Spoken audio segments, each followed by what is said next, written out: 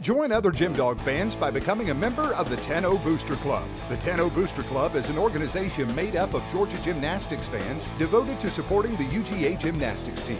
We do this by using our membership money to purchase items that the team needs, as well as providing them with opportunities to meet the fans. In exchange, the members get opportunities to attend special 10-0 Club events, meet the parents of the gymnasts, and receive special members-only merchandise. Check the 10-0 Club website for more information at gymdogs.com.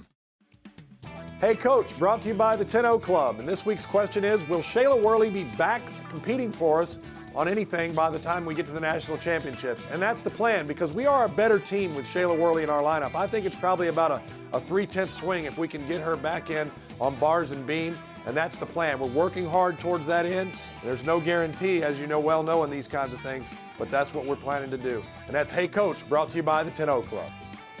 Welcome back to the Georgia GymDog Show. Looking as the GymDogs go to vault, it was the 4th rotation overall in the competition, the 2nd rotation that Georgia competed in, going by floor, by vault. A 49.275, first of all, especially the way how tight that scoring was on vault. We saw Alabama started off the meet with a 49.3, so for Georgia to be right there, I think top to bottom, this was a complete vault effort. Well, it was, and you mentioned Noelle Couch. We talked about her on floor, and she did the same thing for us on vault. She got us started off with a stuck vault and went 9.825, I believe the score was, and that's what you got to have. And she did exactly what she was supposed to do, stuck the vault right away. And this was on a night when a 9.825 was not an easy score to get. You know, big vault, big gigantic vaults were not scoring that, because landings seemed to be at a premium on this night, and she got us started in the right way by doing that, and really once again set the table for us. And I think the absolute high point of vault, and one of the high points in competition overall for Georgia in the Southeastern Conference Championship,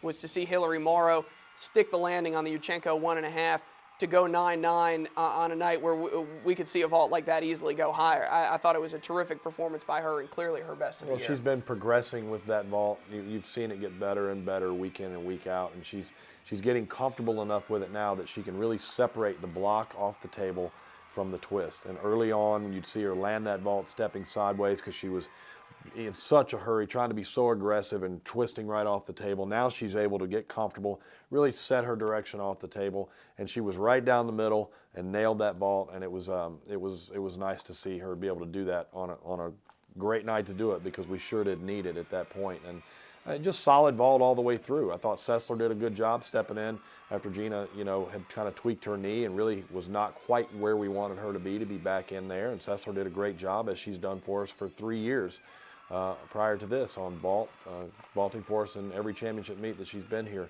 so far. So I thought it was just a good, solid performance for us all the way through. Marcia Newby had a gigantic vault. You hope you can stick, but we can't train stick with her, because she can't do the numbers. So you just keep focusing on direction for her, and you hope that stick is going to be there for her in the end. And I thought Cassidy's vaults were really big. I thought they were getting a lot of pop, particularly in warm-ups. I thought she was looking like on that day, she could have done the Yurchenko 1.5.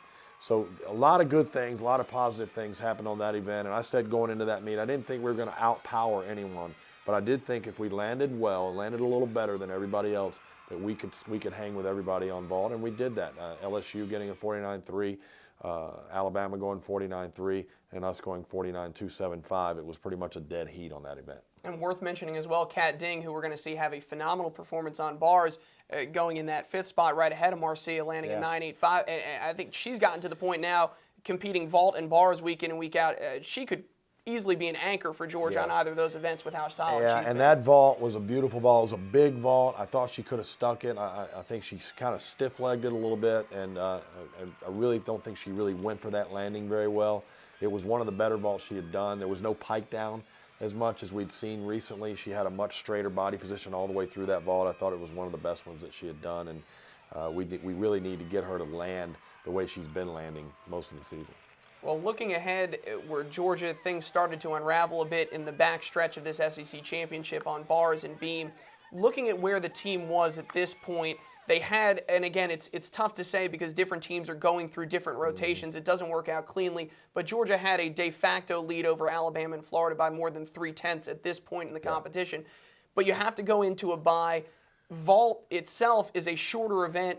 that finishes about 10 to 15 minutes before, in some cases, the floor. So it is an extra long wait when you come off a vault. How did the team manage that, and what was the mood going into that locker room coming off of the second rotation? You know, the mood was fantastic. The kids were loose. They were having a good time. We went in the locker room. We kept hammering the same message, just us, stay focused on us, keep it up, stay loose, don't pay any attention to scores, don't even look at scores.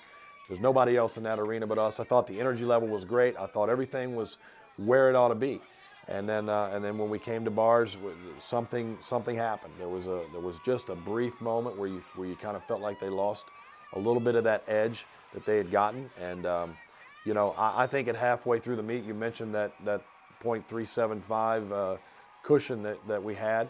I think that was very real. And I think going into what we consider our strongest two events, we felt like we had an opportunity at that point to stretch that out even further and go to balance beam feeling really comfortable and really free and being able to attack balance beam and not ever having any sense of pressure on us. We didn't do that, and it was uneven bars that lost this meet for us, and that's really a shame because that's an event that's been there for us all year long, and for whatever reason on this night it wasn't there. Well, that's not to say that there weren't some positive moments for the Gym Dogs going into the final two rotations on bars and beam. We'll take a look at those two from the 2010 Southeastern Conference Championship when we continue on the Georgia Gym Dog Show.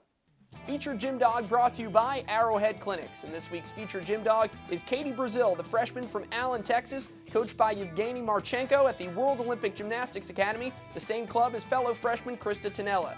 Katie's competed several times for Georgia in exhibition on beam. And that's this week's featured Gym Dog brought to you by Arrowhead Clinics.